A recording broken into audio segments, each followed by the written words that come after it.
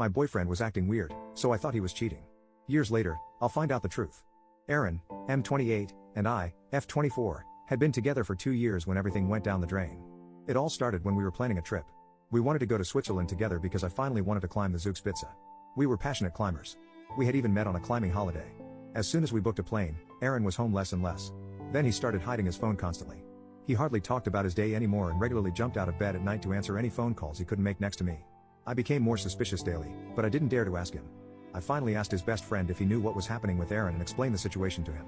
His friend was getting paler and visibly nervous. At that moment, I concluded that Aaron was cheating on me, and his friend knew it. No sooner had the realization settled in my head than I went back into the house angrily. Aaron was standing at the grill and didn't get the whole thing at first. But as I started to pack my things and called my brother to get me, he noticed something was wrong and tried to stop me from leaving. I was so angry that I didn't tell him why I was going. I couldn't even look him in the face.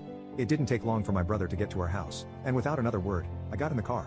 I stayed with my brother for a few days and blocked the whole family and Aaron. I'm not a fan of revenge and petty BS. I wanted to figure out how to end it all quick and painless. After a week, my brother came with a letter from Aaron. I tore it up without reading it.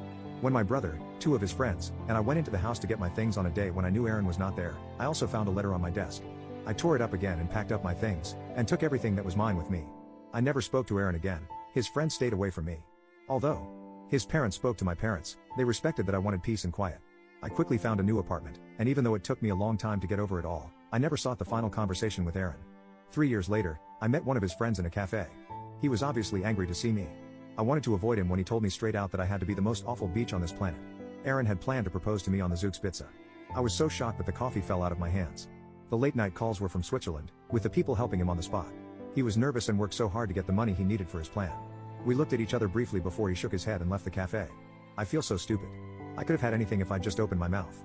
Now I'm wondering if I shouldn't try to contact Aaron after all. Maybe he will take me back?